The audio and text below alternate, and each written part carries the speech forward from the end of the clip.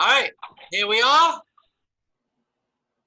on the Phil and Nicholas show. I mean, the Phil and Phil show. Phil and Phil show. Coming to you Phil. live from the world. Coming to you live from Arizona, Phil. Yeah, you're there. Phoenix, Arizona. And I am in a little village called Nutley in East Sussex, where I'm camping out with my friends. Wow. I'm living in my Ford Transit van, and I was just saying to Phil just now that I went back to Brighton to see my partner Kay to get my laptop, and found out that something's broken, the charger won't work or something won't work. So Nicola, bless her, has lent me her space and her computer and her glasses and her hat, so we're away. Cool. Susan, can you see our video? Can you check? Yeah, just check that it's live. Just want to make sure that they can see it because I changed it from private to public. So, well, what's going on? I'm going to put my other hat back on again. Oh, is it cold there? Oh man, yeah, it's been 11 degrees. It's been how? What temperature? 11 degrees, about 33 Fahrenheit. Oh, lovely. Yeah. About 11 degrees, doesn't it, Nick? Yeah, she's kipping on the sofa now. She's well away. Okay. I'm listening. Oh, she's not. She's listening. So who's Nicola? Who's Nicola? Do you remember Jasmine? That I came No, to I don't even remember Jasmine. I'm really confused. I probably do know who exactly it is, but Jasmine was half Iranian, and she was my buddy that we were called the dream team in the kitchen. she have black hair. Yeah, very dark hair. Yeah. Ah, I think I can see it now. I forgot that she was on your program, so.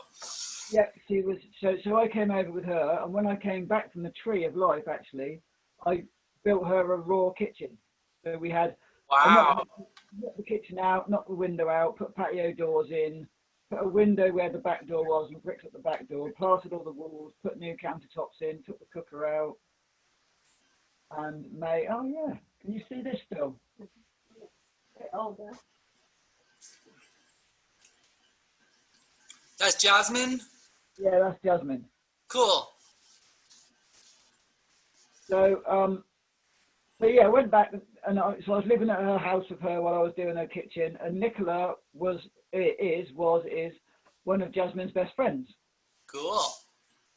So that was 2005 that I've met Nicola, and then when I was doing a raw food stall at festivals, Nicola used to come and help me set up, and sometimes she'd she always used to make me food, and sometimes we used to have a little cafe on the side, and she'd do the food in the cafe, and help me set up and pack down and all that kind of stuff. That's cool. So Nicola's actually a macrobiotic chef. Oh, nice. And she's doing lots more raw stuff in her chef work now. Mhm. Yeah, Oh, she said she has since she met me. Nicola was on our Nicola was a guest on our show last week, or watching our show on Zoom, right? Yeah, she was Okay. watching last week on Zoom, yeah. And we were talking about how like too much grains in the macrobiotic diet were maybe not so good for her. Yeah, absolutely. Yeah, that's what. So basically, Nicola's just a few meters away from me, yards away from me now. So don't say anything bad. she can correct me if I'm wrong. So when Nicola was first trained in macrobiotics, it was very raw, very grain dense, very grain based, all cooked, with very little water. And loads of salt, loads of seafood, loads of pickle. So so for Nicola, bless her, it's really dried her out. So now and it's been very challenging for the adrenals. So now I'm just trying to encourage her to, dates for remineralization and also I know with, even though this goes against the grain, so to speak, actually fruit, and I was talking to, how long have you done it for now? 2 or 3 nights? Yeah, so over the last 2 or 3 nights, Nick's been doing I was just saying this just now, Phil, a banana, date, mango, and then some superfood,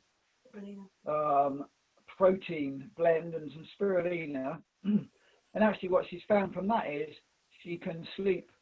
She's sleeping better and deeper and more peacefully. She's not waking up really hungry in the middle of the night. Mm-hmm. Anything else you want to add to that, Nick?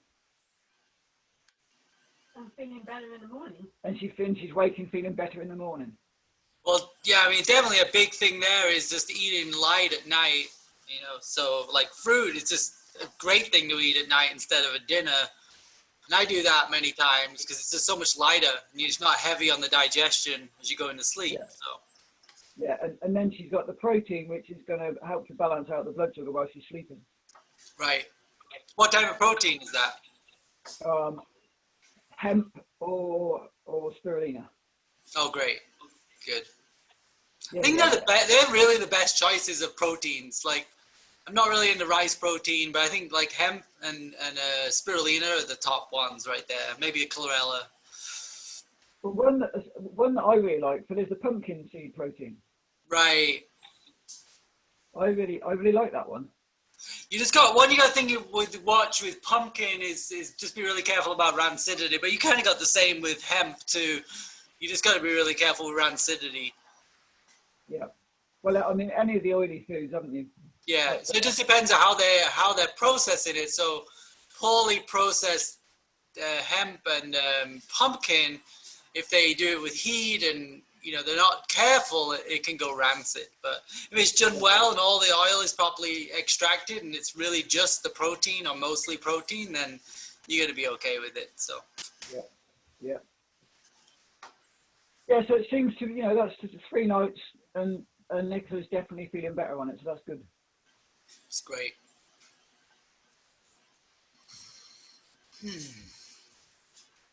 Yeah, so it's a challenge, different places, different computers, different setup, trying to remember.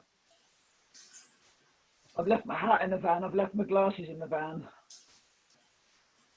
I like your hat today. It makes me feel very cozy. Yeah, it's been great today. It's been, I've been working on my old caravan down in East Sussex at my friend's. And I've been cleaning out the inside. I've got a bit of a mould headache, Phil. Oh, was it moldy in there? Not really, but obviously a bit, yeah. There's a bit, musty and damp, like, yeah, that get that spore. Not really, not damp, because we've had the whole summer, but right. Definitely, it hasn't been open for 2 years and it's been sat wrapped under tarpaulins. Yeah. And a bit of water's got in. And I didn't notice. That was the trouble, because it wasn't bad. But where I've moved stuff around, obviously I've kicked a bit of mold up in the air and I didn't have a mask on, so it got me. Mm-hmm. Yeah. Big shift yesterday on the planet. I mean, there's like all these protests happening, people protesting lockdown. It seemed pretty crazy. And they said there was 1.5 million people in Berlin protesting the lockdowns. Yeah, I was reading somewhere where there's I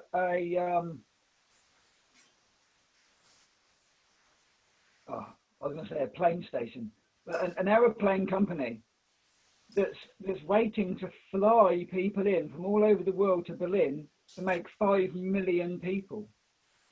I read that too. I thought it was is it relation to another one that's happening in September? Maybe that's it. But that's 1.5 million. It's pretty crazy. And then it looked like there was a lot of people in Trafalgar Square. David Icke was speaking, and then this lady from Ireland was speaking. It was really knowledgeable. Yeah.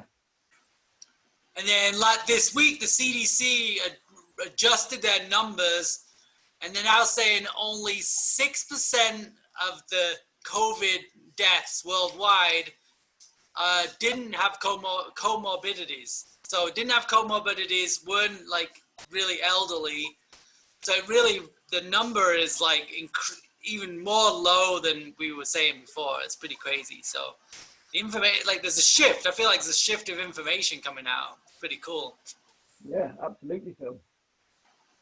Yeah, you know, there's just people have just we just got to keep sharing in whatever way we share. One of the things I've found about this information is there's some people you can talk to about it, and some people that you can't.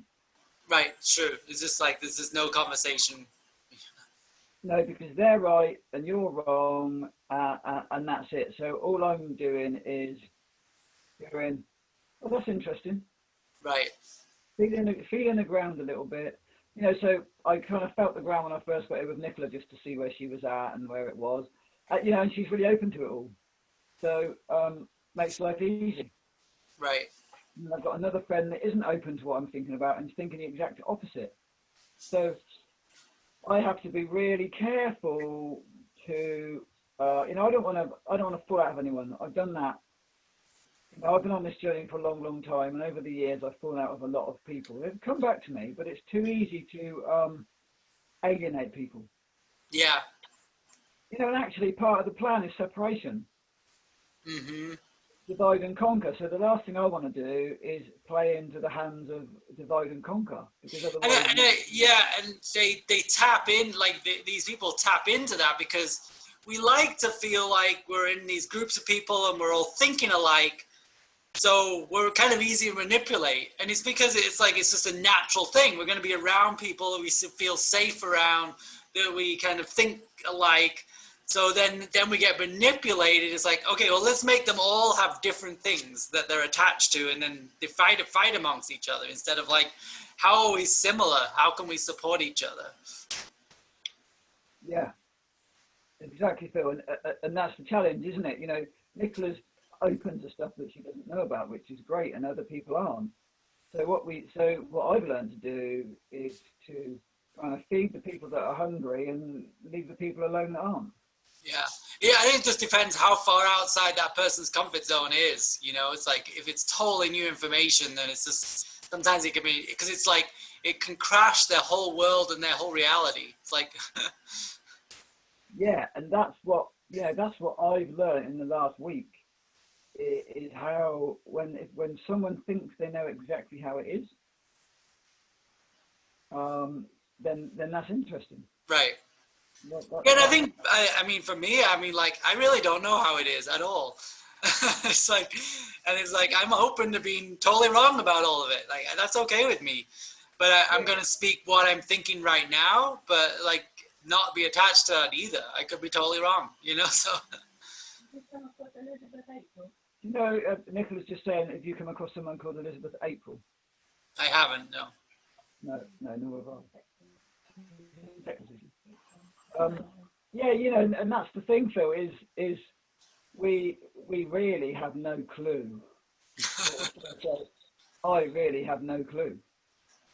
Right, and it's I'm like going, right.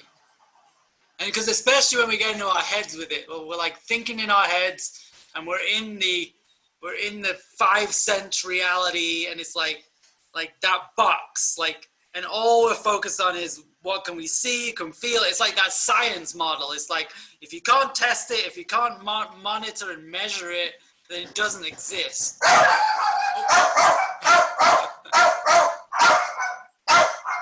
your dogs agree with you 100% there. They're agreeing, aren't they? You're taking them out. Phil, I've lost you. You might have just taken the dogs out. Oh, you know he muted.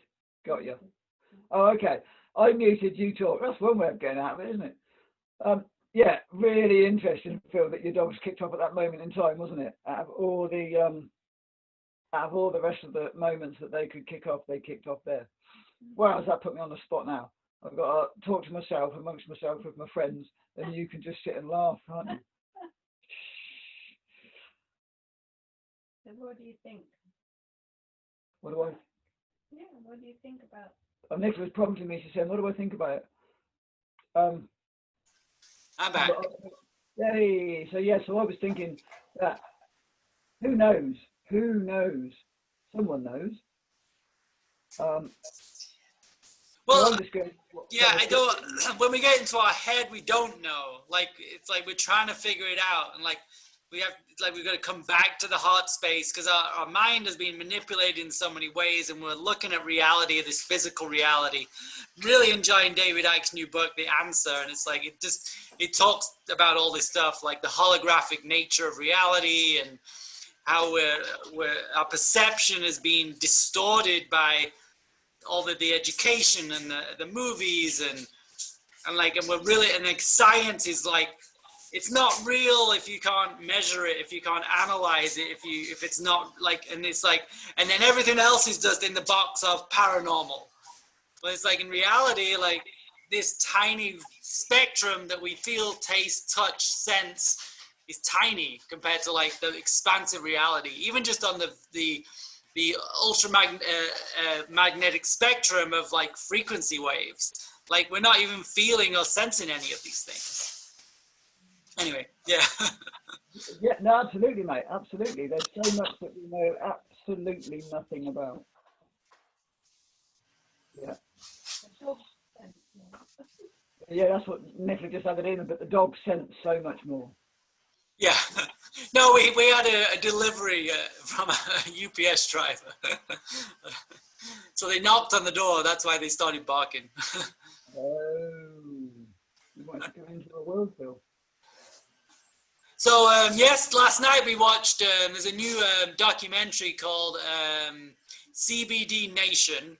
It came out this week, and it was really beautiful. There's all these stories about people who had severe conditions and reversed them using CBD. There was like this one kid who had severe seizures, like he had epilepsy, and like seizures were just continual, like he couldn't function in any way, he had no verbal, he would go into these shakes for like hours, he couldn't look at his father, and he was on like 10 different medications, like anti-seizure medications and all of these medications, really in a bad way.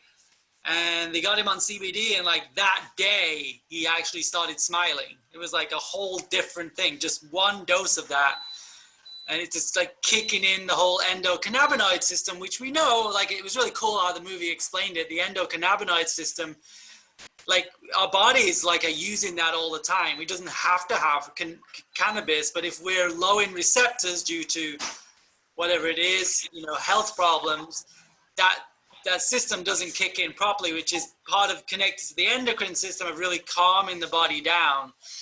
So these kids who have these problems, whether it's related to vaccines or genetic issues passed down from the mother or heavy metals, whatever it is, like they're not able to calm their system down, and then they take something like CBD as a natural plant medicine, it can immediately turn it around for them. So that was one of the stories. It's just, we were like tears and just watching these like young babies and these kids just go through this transformation. So it just taps us into the simple power of plant medicine, Yeah, and you're talking about plants. I went to see some suppliers of mine that supply them nano minerals, Mm-hmm. and he said, "Oh," the guy there said, "Oh, Phil, I've just got to jump on a call for 10 minutes. Is that all right?" And I said, "Yeah, fine." He said, "You come on as well." He said, "It's another practitioner." And I was like, "Okay, cool." And then this other guy came on. But she wasn't talking to my friend at all. She wanted to link us with another inventor, creator, supplier. Mm-hmm. And he said, "Oh, Phil, do you mind?" I was like, "No, happy days. I'll sit and listen to see what he's got to say." And they've created these light bulbs that give off 98% of the same energy of the sun. Wow. So you can grow in polytunnels, in buildings, in barns, with 98% same rays as the sunlight with these bulbs. And then they've created this water that's back at its original memory, that takes all the water back to its original memory when it passes it. So you've got pure water coming out the other end. So some sort of energetic thing you put on the pipe or something like that? Yeah, energetic thing you put on a pipe, and they've also got bottle tops, so you can put it in your bottle, and it will change the vibration of the water in your bottle. Hmm. And they've also got these ionizers, so they produce negative ions. Hmm. So and with negative ions, you kill viruses, bacteria, and viruses, bacteria. Yeast, mold, all that stuff. Yes, all that instantly Hmm. with Yeah, negative ions. we're in the facility, the manufacturing facility. We're going to be installing ionizers on all the air conditioning system. So all the air going into the building will be totally purified.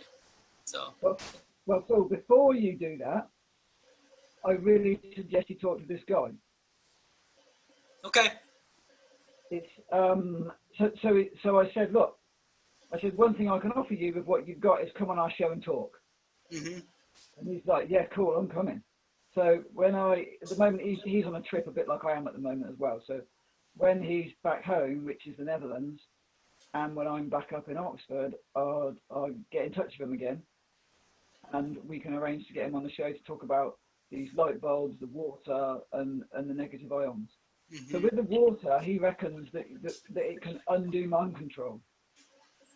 See, because this, so why? Because it's changing the structure of the water in our body. It's got memory, right? Because the water in our body is a supercomputer conductor. Whoa. Wow. Yeah. Hmm. Because the water in our body should be crystalline. It creates a crystalline master computer, which is why we can learn so much, remember so much, do so much. And what this does is it realigns the water in our body, and then we can let go of the mind control program. Right. It just makes me think about like why we pick up the energy from other people. I was like, it just kind of clicked. It's like, oh, we're picking it up in the frequency of our water into our body. Like we're picking up like that. It's like when you put a ripple in a pond and how they merge. Like that person, and we talk about people putting out a vibe or having a certain electricity about them, like, and we pick that up, and it's like if they're vibrating high enough and negative or positive, we're going to take that into our body. Wow, that's really interesting. So yes, it'd be really. And he talks of another way of measuring all this stuff. I can't think what on earth he called it. I've never heard of it before. And yes, what he's talking about is quite mega. So it'd be really interesting to get him on to talk about that. You know, basically, if you can control your own water, air, and light, Hmm. happy days. Yep. So that was a really interesting. I went to visit one guy and ended up with only seeing him for a few minutes because I had to go and he had to go, and so we got this little webinar, which was great. Hmm. That's cool.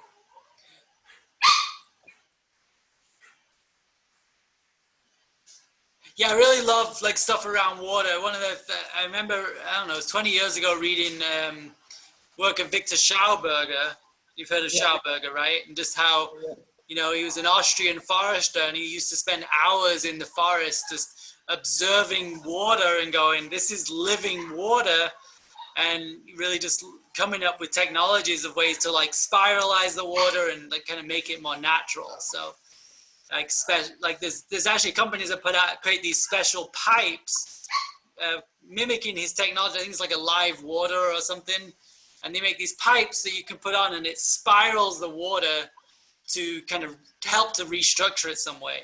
And then talking about spirals, if we go to our whole body, the blood doesn't flow like straight along our veins. It actually is spiraling through because it needs to do that to like be able to carry the nutrients and the blood cells. So it actually goes in a spiral like motion. And some people even believe like the heart, rather than being a pump, is more of like a vortex creating energetic in the body. Like I think Dr. Cohen says that the heart is not a pump. It's impossible. It couldn't be a pump.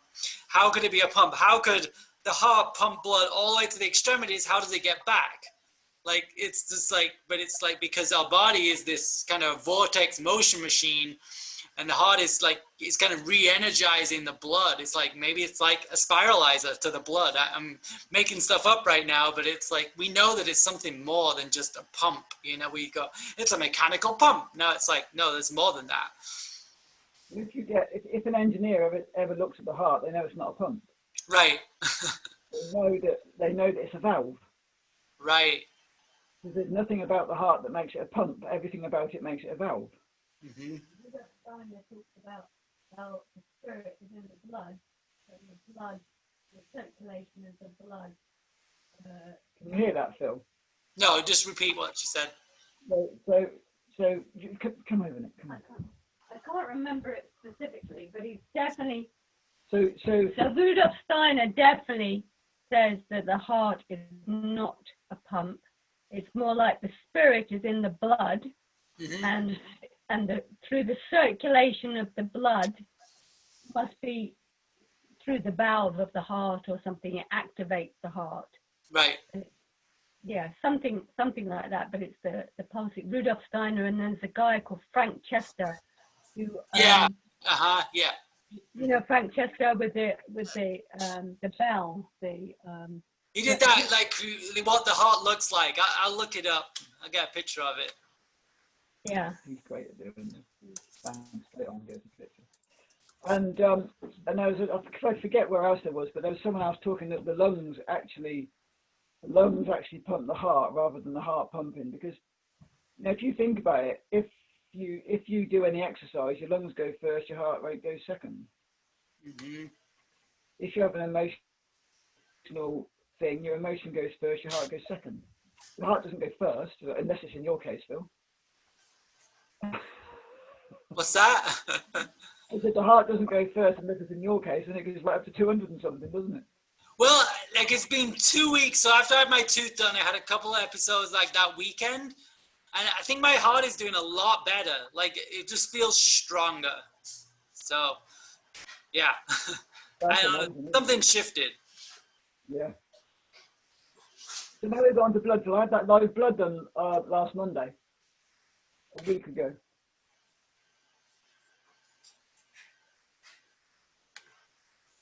Oh. What are you trying to find out?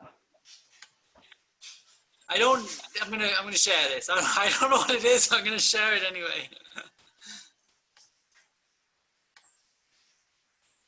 So this is something to do. This is Frank Chester, and I think they it's just like this. This is a kind of some sort of mimic of the heart. It's like it's got all of these multiple sides. I think 7-sided dimension kind of thing. So.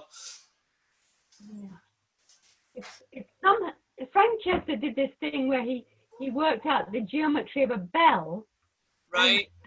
And how it relates to the heart, but it's about the space. There's a space in the middle of the heart, you know, where the spirit comes in or something. And so yeah, I can't remember. It was a long time ago, but it was really cosmic, and he worked it all out with all these different ways of working out spaces and dodecahedrons, and yeah, fascinating guy.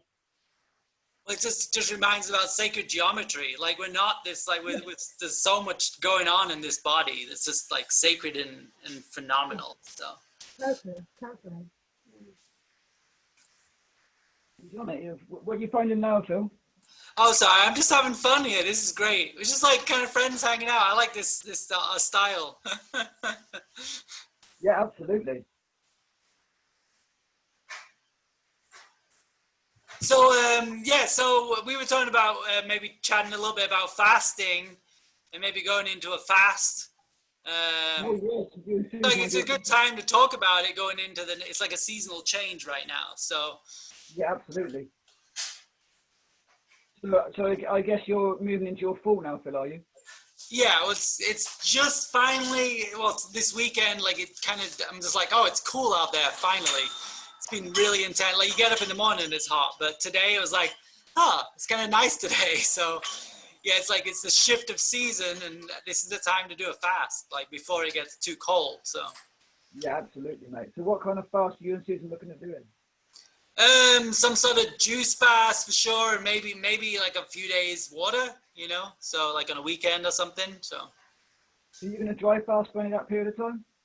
maybe a day or something. I'm not sure. So Are you gonna do like a period overnight where you say do 12 hours of dry? I've not done much of that. So maybe you can talk a little bit about that. Okay, so when I did the last big fast, I did 16 hours of dry fasting. So that's 0 by mouth for 16 hours. And then I took in juices and cleanses and clay and herbs and things like that in that 8-hour period. So you're doing a period every day of dry. So what does that do? Why would you do that? Why would we do that? Because it's a way of getting the kidneys to actually start to work more, and they'll squeeze. Like if you imagine the kidneys are like a sponge, Mm-hmm. they're a bit clogged up with very fine dust. Mm-hmm. By limiting the period of water, it gives the kidneys a time to wring themselves out, so then you can get the debris out of the kidneys. So you don't think it's a stress to the kidneys at all, or it's because it's only a short period, right? Well, I mean, I was following a guy that had done 9 days of dry fasting. Wow, that's pretty intense. So I think Not for the beginner. not for the light-hearted, Phil.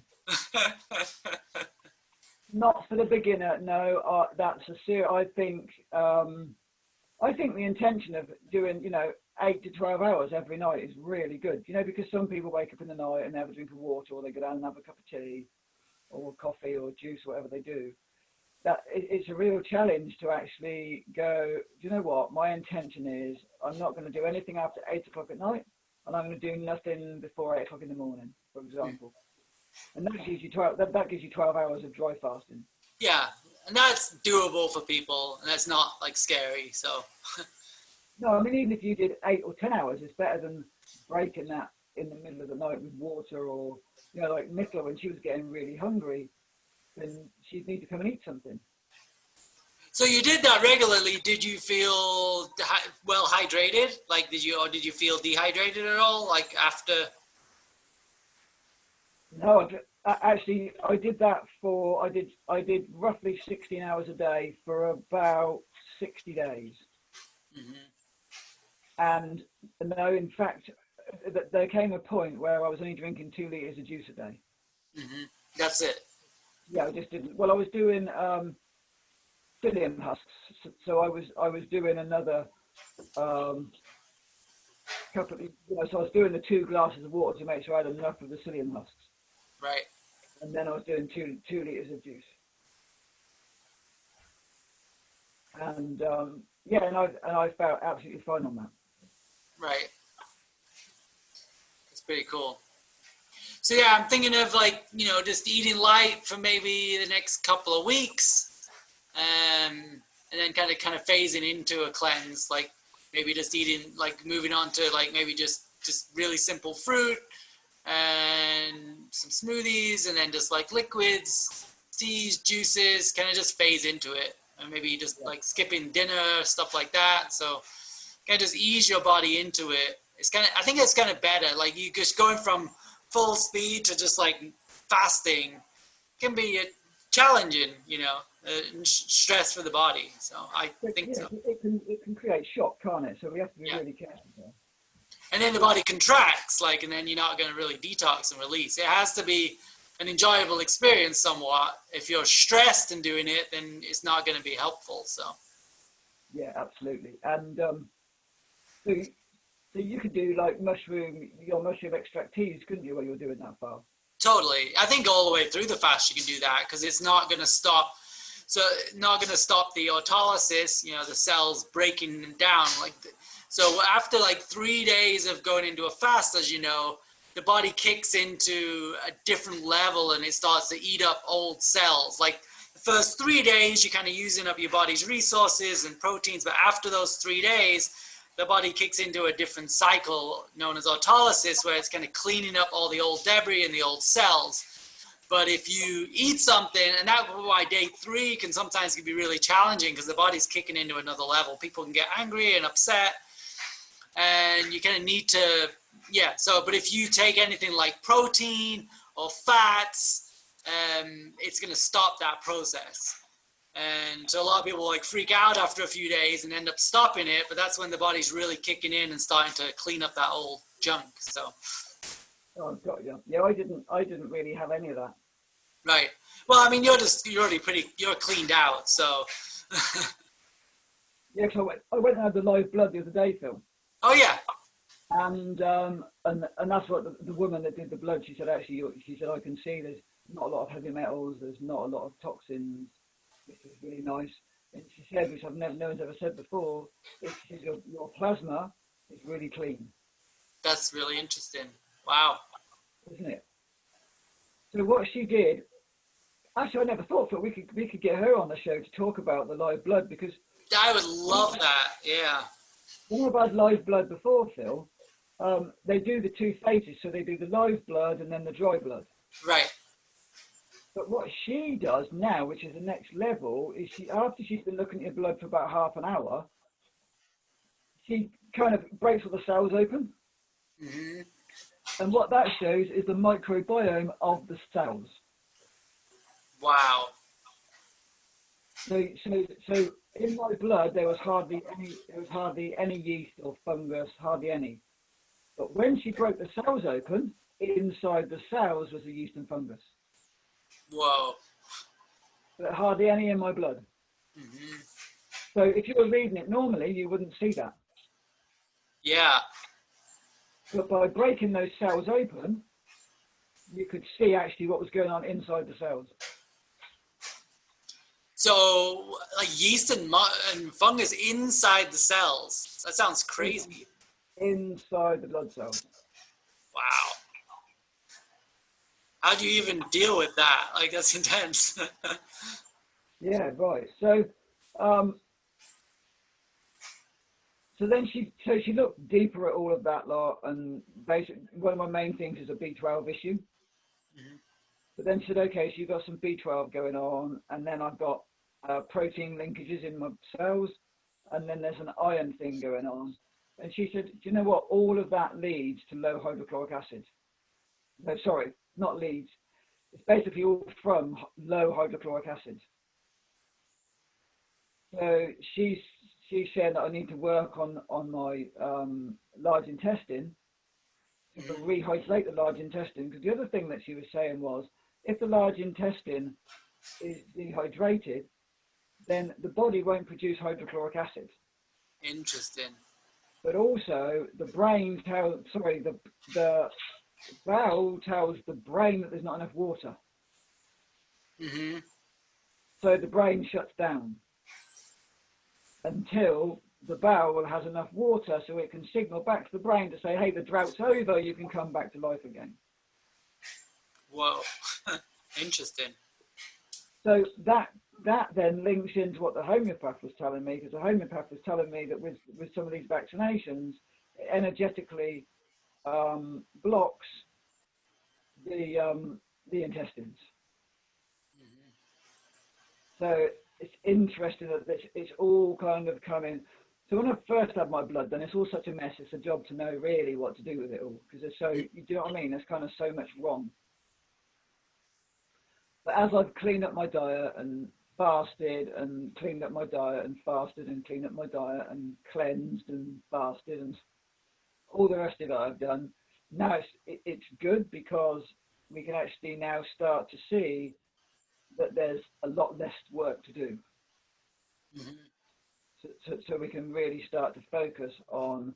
So if your bowel's dehydrated, and I've been drinking a lot of, I have drunk a lot of fluid over the years, and now I'm eating a lot of fluid-rich fruit, like this afternoon I had a couple of pints of watermelon, blended watermelon.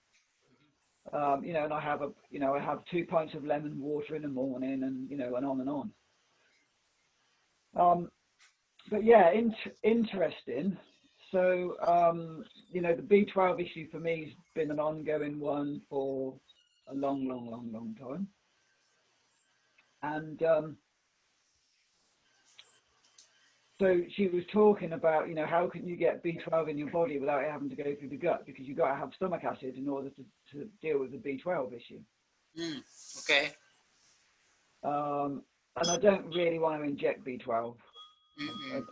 I don't really want to. I've done it in the past, but I don't really want to do it. It's not very nice, and it's certainly not very natural.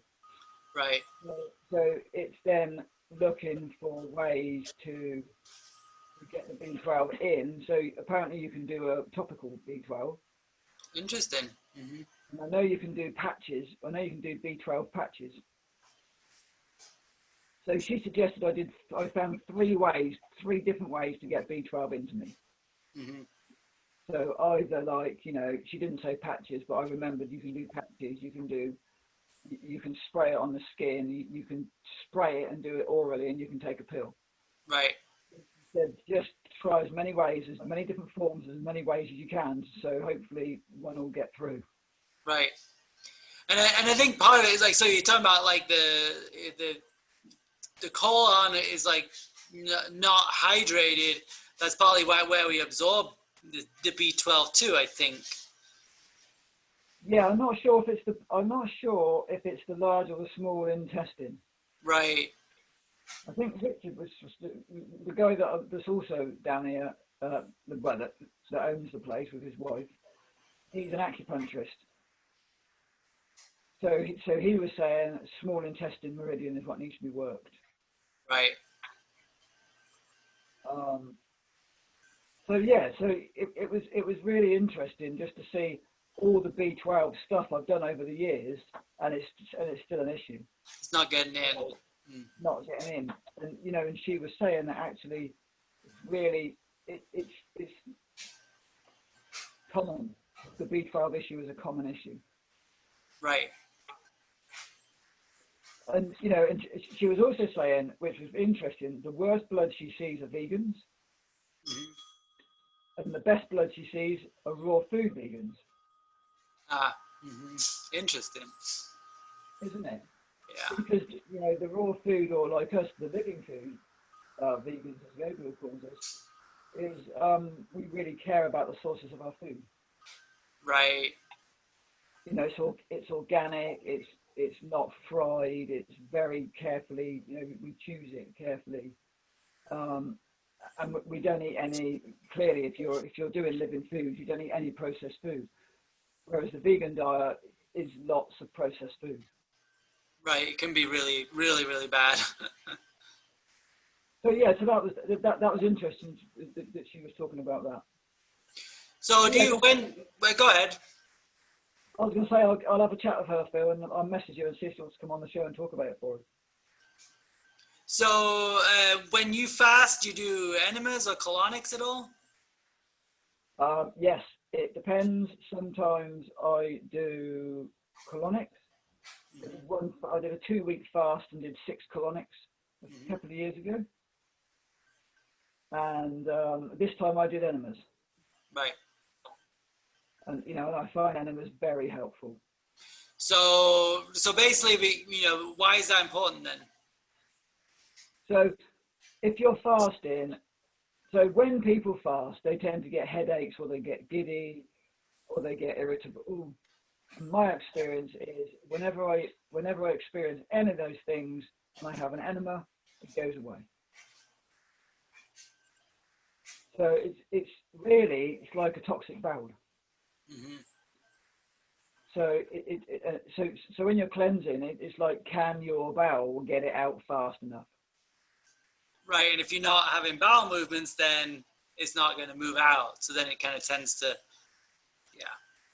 Yeah, I mean, you know, even when I was doing like, I really like psyllium husks, slippery elm, because slippery elm's really soothing on the gut.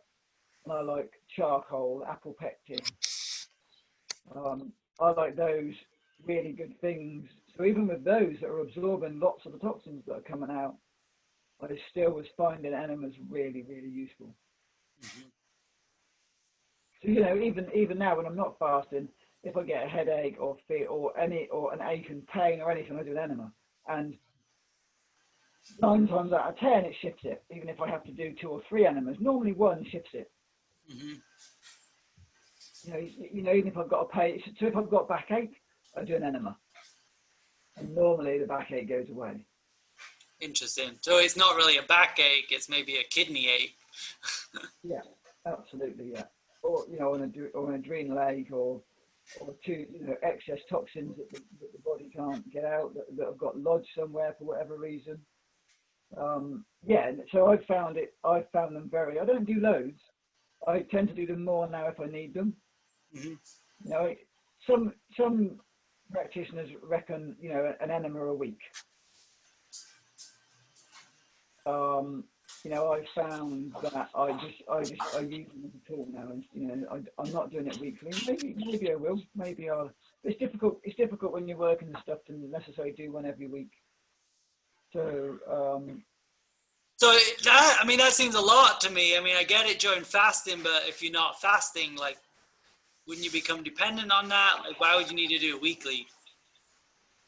Aren't you going to flush out some of the good bacteria? Yeah, absolutely. But if you're eating things like cultured foods and you're taking probiotics, because at the end of the day, from what I've learned about our good guys, the probiotics in us, they're only transient. They pass through anyway. Mm-hmm.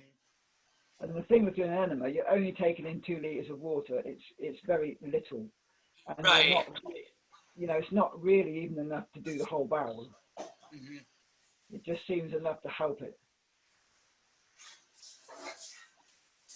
Yeah, I suppose a lot of the bacteria is maybe more in the small intestine, and that the colon is not less bacteria.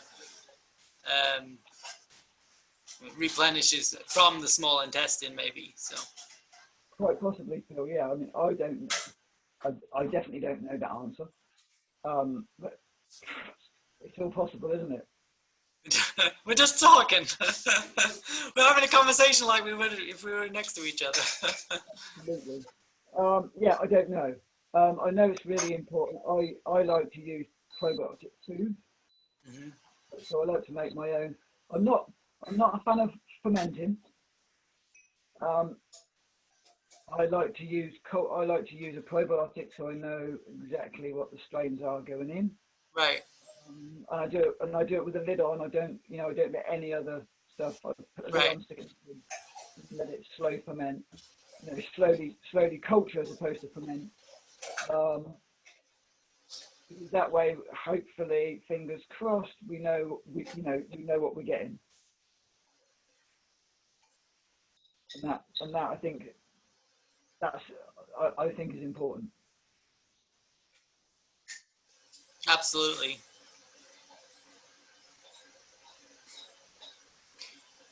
So, what about herbs and stuff during a fast? Like maybe stuff for the kidneys, like stonebreaker or chancropiedra.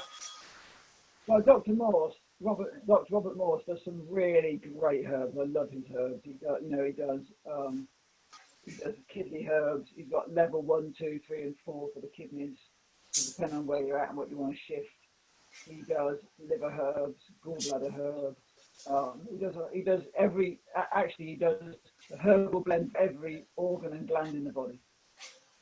Wow. So, if you want to work on your brain a bit, he's got one called upper circulation nerve and brain, which creates movement up into the brain. The top half of the body, it creates movement up. And he's also got the bowel cleanse formulas. And Morse has spent years working out these, they're really well crafted, really good herbal formulas. Mm-hmm. I tend to use the Puridyne. Did you try that one, Phil? The bowel cleanse from Puridyne? No, I did the enzymes, probiotics, and then it was like the food enzymes and then the systemic enzymes. You had me do. Yeah. So his cleanse is very good as well. The Puridyne cleanse is very good. The Morse cleanse is very good. I've tried a Rise and Shine. I've tried a Juva. I've tried lots of them. So I like Morse or Puridyne because they're simple. Really, really, they're simple and they work. And they both come either capsules or powdered. And the other herbs for Morse come encapsulated. Actually, Puridyne do a really good parasite cleanse. So I was doing, Phil, parasite cleanse, intestinal cleanse, and I was also doing systemic enzymes. Well, I did it all. And I was doing the psyllium husks and charcoal and a little bit of bentonite clay, but you've got to be careful because that can clog the barrel up. That can be drying. Maybe that's not so good for you, is the clay. If you're already dry down there, it might not be the best. Absolutely, yeah. But yeah, plenty of water. But yeah, I mean, herbs great because you're not consuming food. It's a really good time to be able to get the kidneys to work and get the kidneys filtering.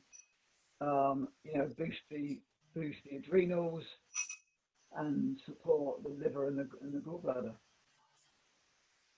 Yeah, we just got have you heard of Dr. Schultz?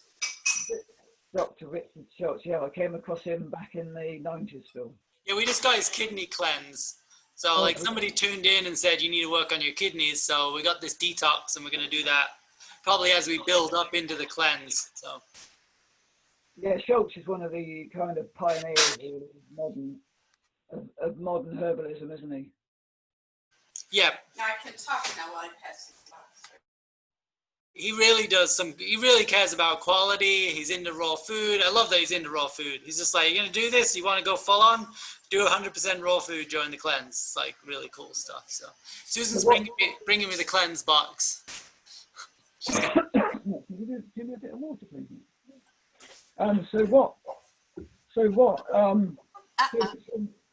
Hey, Susan. Hi. Oh, yeah.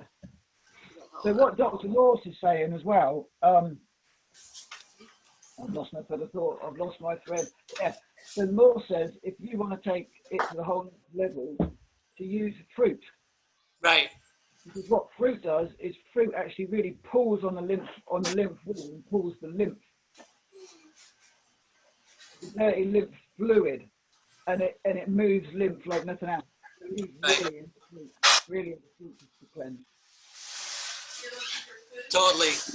And then I think, and then I really love that you do enzymes. Enzymes are just really, really helpful. Just say, especially the stronger enzymes, the proteolytic, the breaking down excess protein in the body, which is is critical. They break, if you take it in lipase, they're going to break up any excess fats in the colon, and they just really, there's like 4,000 different enzymes in the whole body. Like the body is constantly using enzymes to break things down. They are catalysts for change. So this is really, really essential during a fast. But I think what I want to emphasize on is that catalyst for change. Right. Let's really take that in now. Systemic enzymes are a catalyst for change. So when you're cleansing, you want to change. When you change your diet, you're looking for change. So bring in those enzymes, the proteolytic enzymes, to create change. Mm-hmm.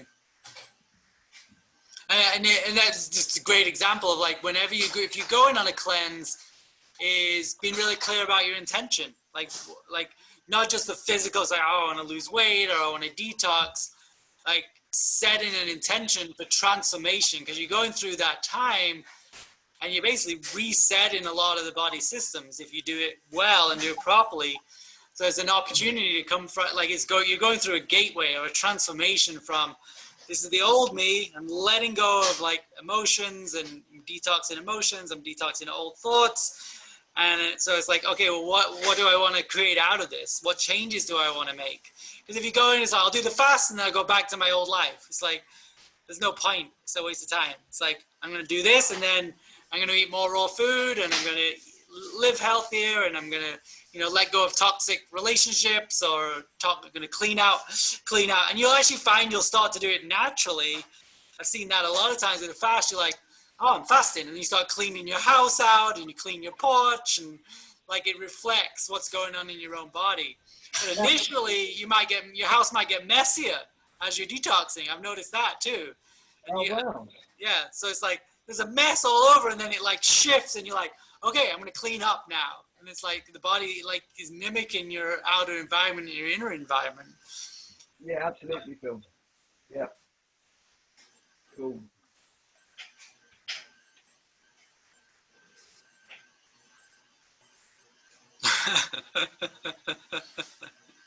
Well, it feels like there's coming quite a lot of stuff again tonight.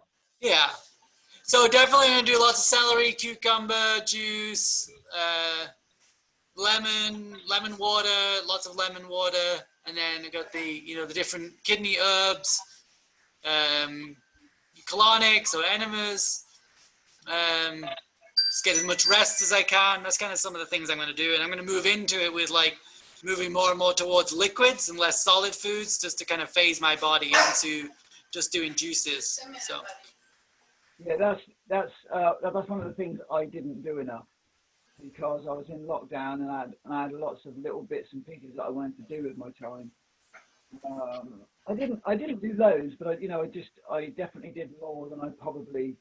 Well, no, I did more than I should have done, or than I needed to do. But it was, I didn't do lots of work. I just did a couple of hours a day. So, some days I did find myself doing full day, but not many. Out of the 38 days I was in deep fast, I probably only did one full day. I might have done two, but very little. But two, just whatever I did was too much work and not enough rest. right. So I'm very aware that I need to rest to do it. Absolutely. So then we kind of come on to the kind of just as important, sometimes more important than the fast, is how to get back. Like, so you do your fast, how to get back to eating. And I don't know how many fasts I've messed up by like not breaking my fast properly, or like you break it on the first meal really well, but then like this kind of voracious hunger and avalanche, as Susan shouted, comes in, where it's just like all these flavors. It's like I got to eat solid food again, and you kind of lose it, and it kind of stresses the body out. So it's like you have to really. I think Gabriel Cousins quotes it often. It's like any fool can fast. But it takes a wise person to break a fast, basically. So it's like figuring out how to break that fast. And there's going to be temptations, because you're like, oh, I'm going to eat this again, and I'm going to eat this. And then the body's just like, oh my God, stop. It's like, and it just kind of shuts down. So it's the breaking the fast is critical. Yeah, and that's where fruit is, fruit and light vegetables, like so when I say light vegetables, cucumber, tomatoes, things that are very water dense. And fruit's easy. So you break if you're on a juice fast, you break your fast with watermelon. So one of the things I did was eat watermelon for a couple of days, and then from watermelon you can go on to things like oranges or apples or pears, peaches, nectarines. It's really good. It's really good if you do it with fruit, because fruit has really good quality fiber, and it's also very hydrating, and you can get that satiation with grapes. And then do a few days like that, and then start to bring in more salads with leaves. Tomatoes are great for kind of just after your juice fast, because they're really watery. So I think the kind of the wisdom is like the number of days you fasted is kind of what you kind of want to focus on as like the transition back to what your regular diet would be, so. Yeah, absolutely. Well, Nick, I'm aware that Phil, I'm aware that I'm taking up Nick's space and time. Okay, cool. So we probably ought to wind it up there. Well, it's good. It's a great call today, and we covered a lot of awesome topics. And great call today. So I'll get on with that live blood lady, Shira, and I'll get in touch with her, and I'll get in touch with the guy that I was talking to the other day. All I know is his name's Michael. I don't know anything else about him. And I'll get on to him about the water and the light, and we can get those two on the show and get them going on. Fantastic. All right. So we want to thank everybody who's joined us today. We thank you for your kind attention and your support and your love, and it's great for us to, you know, share our hearts with you. And yeah, thank you. Yeah, thank you very much. So if you'd like to donate, if you can go to our website, philandphil.com, there's a donate button on there, isn't there, Phil? Yep. Yeah, so that'd be great. We can carry on doing our work, and we can do more of this, which we both love to do, to bring you more transformation, more evolving out loud. Yep. So this is Phil. And this is Phil. And this has been the Phil and Phil Show. Thanks for watching. All right.